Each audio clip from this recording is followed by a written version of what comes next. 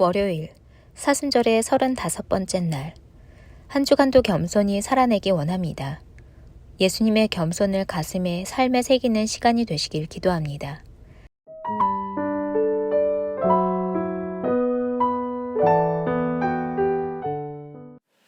오늘 하나님께서 우리 가운데 주시는 말씀입니다. 마태복음 21장 5절의 말씀을 우리가 함께 합독하겠습니다. 함께 있습니다. 시온 딸에게 이르기를 내 왕이 내게 임하나니 그는 겸손하여 낙이 곧 멍에 매는 짐승의 새끼를 탓도다 하라 하였느니라. 아멘. 자, 오늘 본문은 우리 가운데 뭐라고 말하냐면 시온 딸에게 이르기를 이렇게 말하거든요. 시온 딸에게 이르기를. 자, 그러면서 오늘 겸손에 대해서 얘기하는데 시온 딸에게 이르기를 이렇게 얘기하니까 혹시 이 본문이 여성분들에게 말씀하는 건가? 라고 생각할 수 있지만 사실 이것을 현대인의 성경으로 보면 시온 사람들에게 말하라 이렇게 말하고 있는 거예요. 그러니까 이 말씀은 우리 모두에게 주시는 하나님의 은혜다라는 거죠. 또한 명령이다라는 겁니다. 여러분, 저는 오늘 여러분에게 선포합니다. 시온의 모든 사람들에게 말하라는 것처럼 오늘 여러분에게 선포하는데요. 여러분, 말씀에 귀 기울이십시오. 오늘 시온 사람들에게 말하라는 바로 그 말씀을 전해주고 있는 겁니다. 여러분이 고난주간 우리가 이 시간들을 보내면서요, 여러분 우리가 말씀 앞에 우리가 귀 기울이는 시간으로 걸어갈 수 있기를 원해요. 우리의 마음 가운데 정말 우리가 어떻게 오늘을 걸어가야 될 것인가를 한번 생각해보고 또 그렇게 살아내는 이번 일주일을 살아내야 한다라는 거죠. 자, 이 뇌과학자 정세승이라는 분이 계십니다. 자, 그분께서 요즘에 이제 그 뇌과학에 대해서 조금은 알기 쉽게 좀 편하게 계속 다가가는 그런 프로그램에 계속 참여를 하고 계시거든요. 자, 근데 어저께 그런 내용이 있었습니다. 자, 이 뇌과학적으로 볼 때 왜 화를 내는가에 대한 것에 대해서 이제 설명을 해주는 거예요. 왜 화를 내는가? 자, 아마 어저께 저와 함께 만약 같은 프로를 보셨다면 그 내용을 보신 분이 계시겠지만 우리가 화를 내는 여러 가지 이유가 있는데 그 이유 중에 하나는 바로 통제하기 위해서 화를 낸다는 겁니다. 네, 그러니까 우리가 신혼부부들이 처음에 막 결혼하기 전에는 막 진짜 죽고 못 살 것 같았는데, 근데 같이 살아간 지 막 신혼여행 다녀오자마자 막 이 부딪힘이 있는 이유는 서로를 통제하기 위해서다라는 거죠. 자, 교회 내에서, 직장 내에서 마찬가지 아닙니까?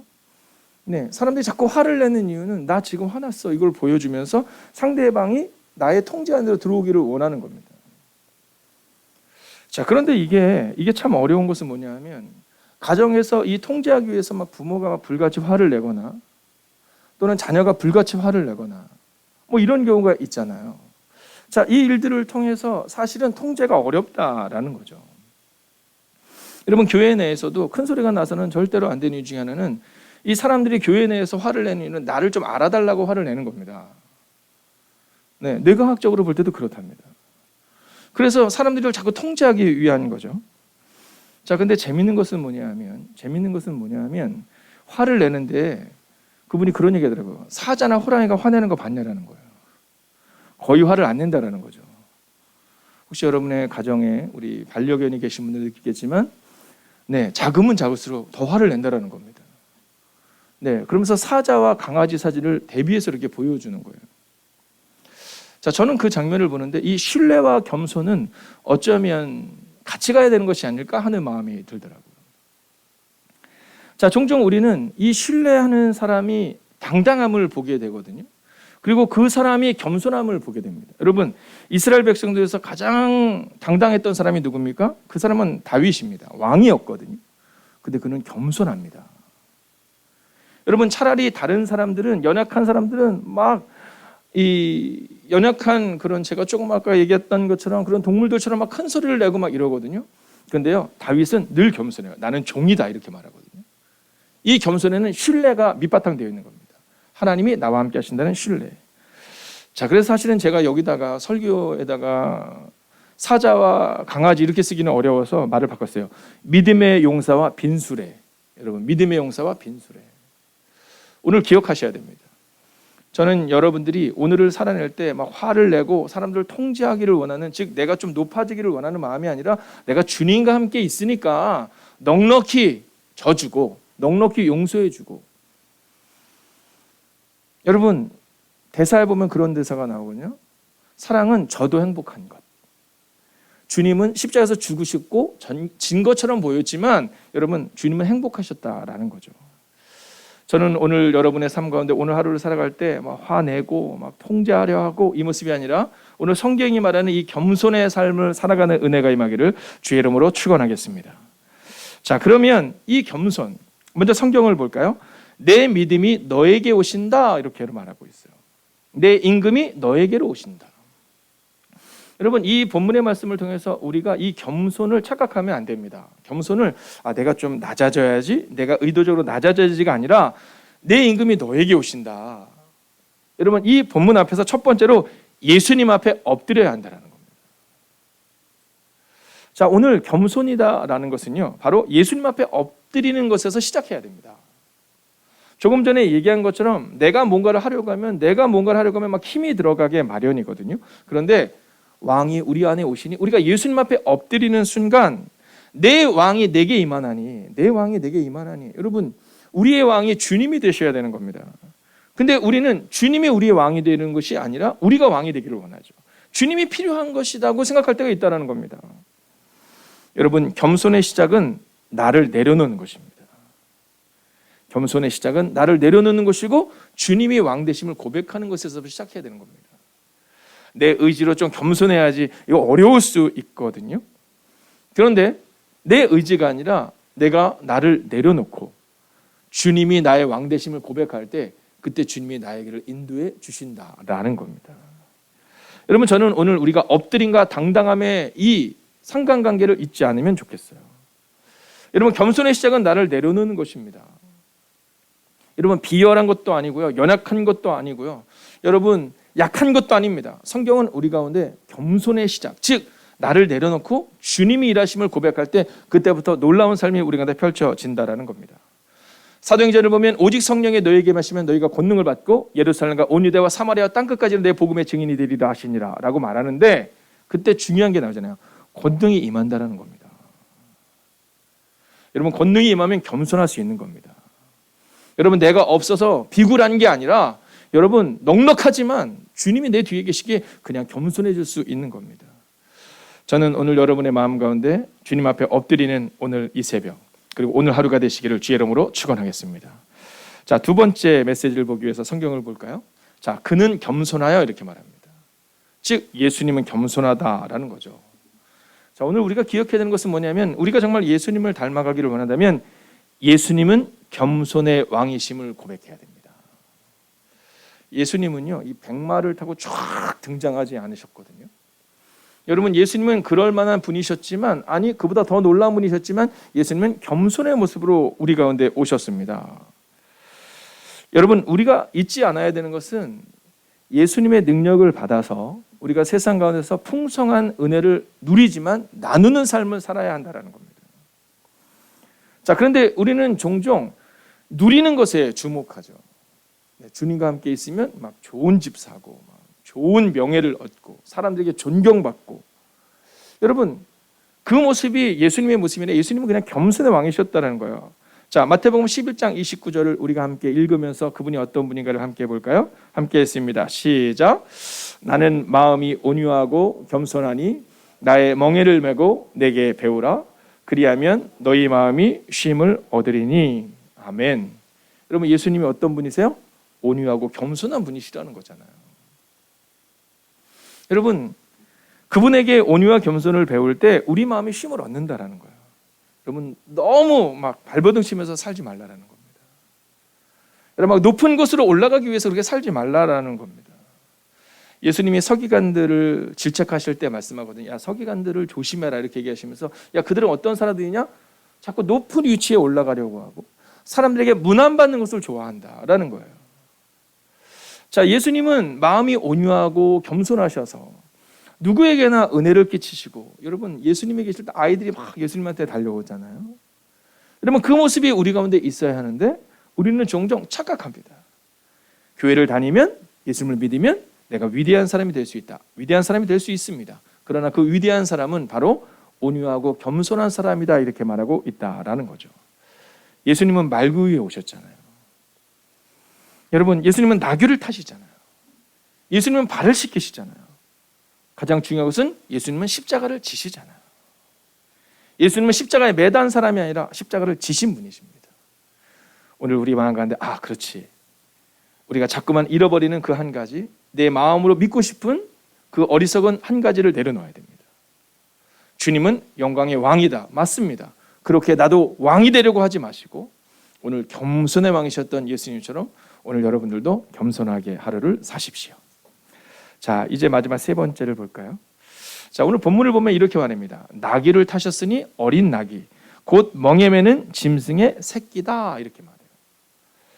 자, 예수님은 겸손의 왕이신데 그 겸손의 왕이신 것을 보여주십니다. 어떻게 보여주시냐면 나귀를 타는 겁니다. 자, 지금부터 2000년 전으로 한번 가볼까요?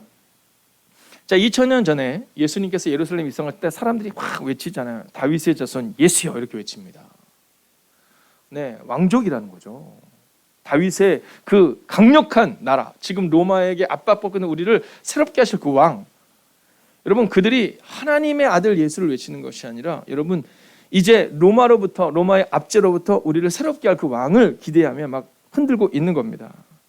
근데 그때 예수님이 뭘 타고 가시면 나귀를 타는데 특별히 나귀의 새끼를 타고 가는 겁니다.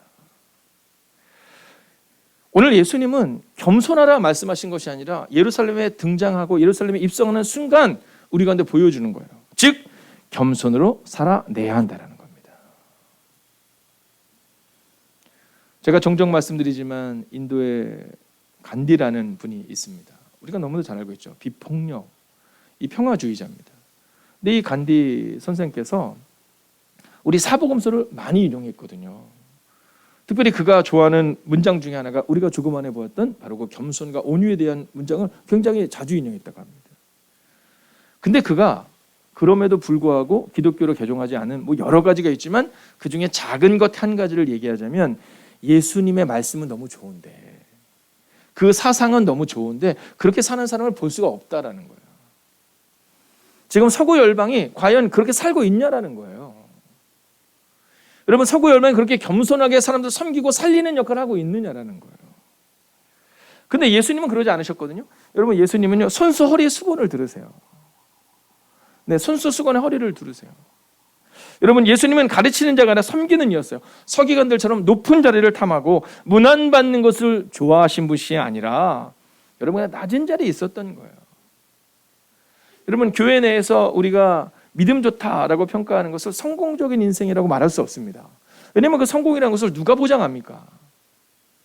여러분, 어저께 정말 놀라운 기업을 열었는데 하루 만에 참 재밌는 사실은 뭐냐면 여러분 20년 전에 10대 기업이었던 그 10대 기업 중에 대부분이 지금은 10대 기업이 아닌 거 아시죠?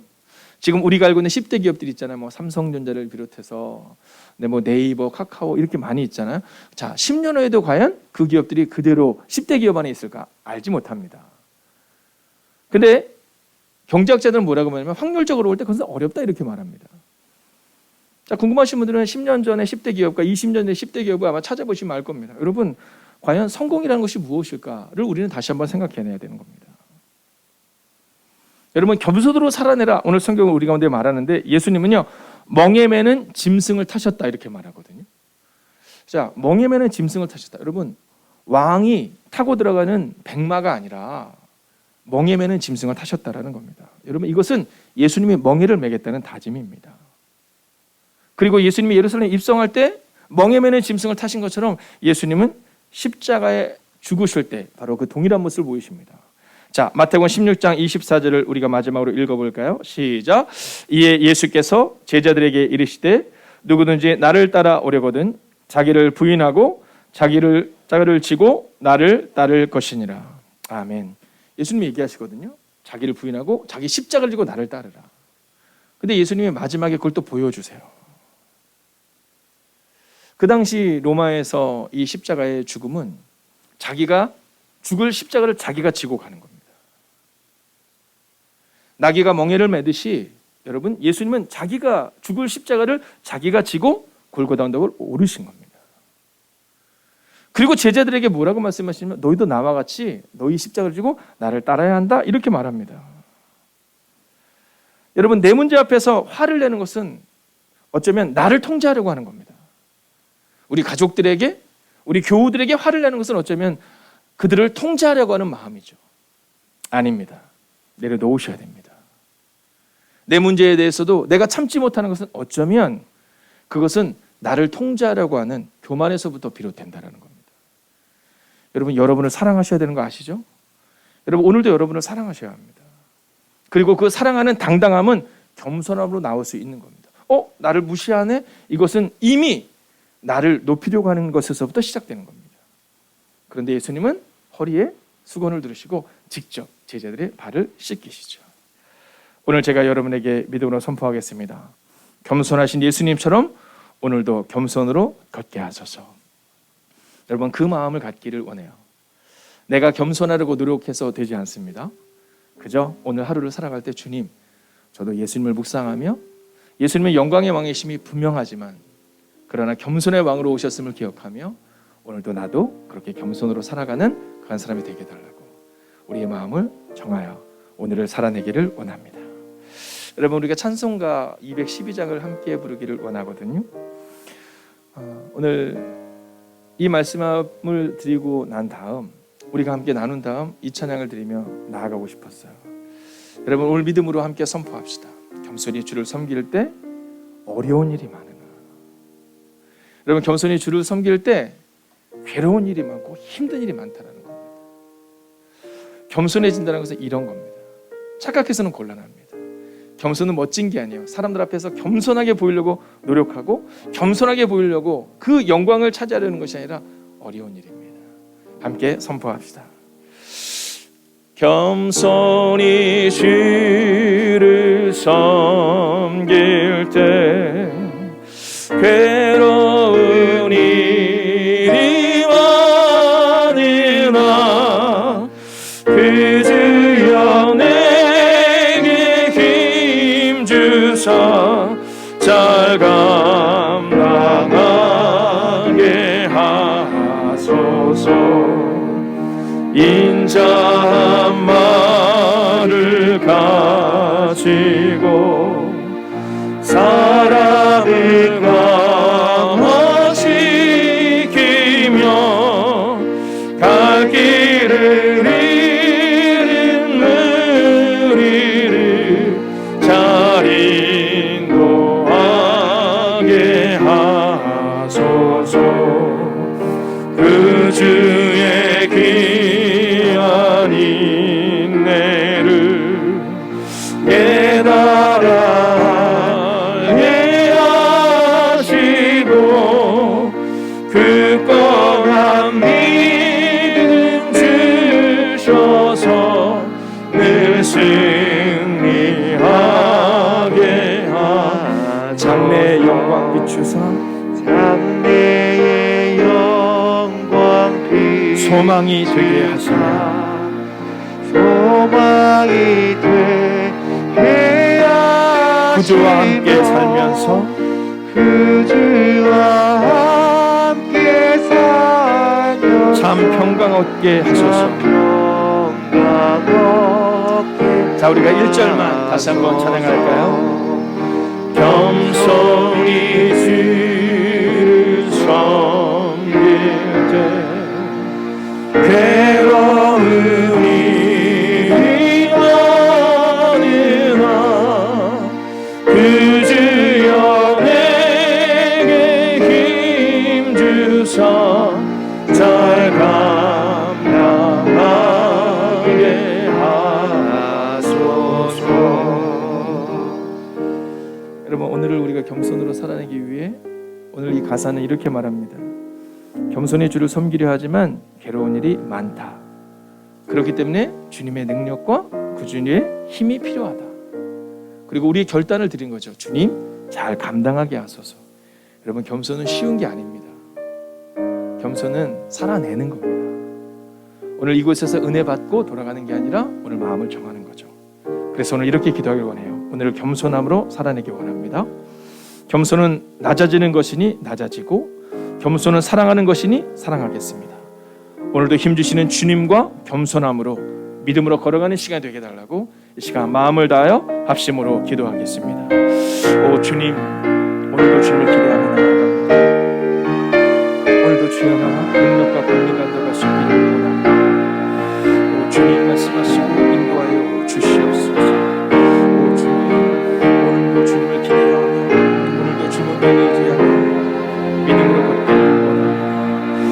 주님, 믿음으로 걷는 하나님의 사람들 되게 하여 주시옵소서.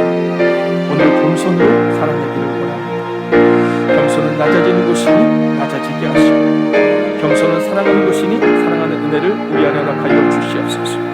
오 주님, 낮아지겠습니다. 오 주님, 겸손하겠습니다. 오 주님, 오늘도 믿음으로 살겠습니다. 오 주님, 그렇습니다. 아멘. 겸손으로 살아가는 것이 어렵고 힘든 일임을 고백하지만 하나님, 오늘도 믿음으로 걷는 하나님의 거룩한 백성을 될 수 있도록 오 주님 역사하여 주시옵소서. 오 주님, 오늘도 우리가 주를 기대해야 합니다. 오늘도 주님 온전히 의지하며 나아갑니다. 오 주님, 믿음으로 걷는 하나님의 사람이 될 수 있도록 오 주님 역사하여 주시옵소서. 오 주님, 겸손히 주를 섬기려 하지만 그것은 괴로운 일임을 고백합니다. 하나님, 그것은 힘든 일이요 우리의 결단임을 고백합니다. 오 주님, 우리 안에 오시옵소서. 우리 안에 역사하여 주시옵소서. 오 주님, 주님과 함께 걸어가는, 주님과 믿음으로 걷는 하나님의 사람이 되게 하여 주시옵소서. 오 주님, 주님을 찬양하며 나아갑니다. 하나님, 이제 고난주간의 첫날을 맞이하여 우리는 예수님의 예루살렘 입성을 묵상합니다. 예수님은 겸손한 모습으로 예루살렘에 입성하시고 예수님은 겸손히 나귀 새끼를 타고 입성하십니다. 그런데 우리는 종종, 아니 자주 높아지려 하고 문안받는 것을 즐겨하는 연약한 모습을 보게 됩니다. 하나님, 화를 내므로 사람들을 통제하려 하는 모습을 보게 됩니다. 오 주님, 이 시간 기도합니다. 나를 내려놓는 하나님의 사람들이 되게 하여 주셔서 먼저 우리를 내려놓고 왕 대신 예수님을 받아들이고, 그리고 예수님을 묵상하며 오늘을 살아내는 겸손의 사람들이 되게 하여 주시옵소서. 예수님이 어린 나귀를 타셨으니 우리도 가장 낮은 곳으로 들어가게 하시고, 예수님의 제자들의 발을 씻겼었으니 우리도 낮은 자리에서 섬기시는 오늘 하루가 되게 하옵소서. 겸손한다는 것은 괴로운 일이 많은 것임을 고백합니다. 오 주님, 오늘 이 시간 기도하옵나니 우리 가운데 있는 모든 연약함들이 떠나가게 하시고 오직 믿음으로 걸어내는 하나님의 사람들이 되게 하여 주셔서 오늘 하루를 겸손함과 주님과 동행함으로 살아가는 그 하나님의 사람들이 되기를 성부와 성자와 성령의 이름으로 간절히 축원하옵나이다. 아멘.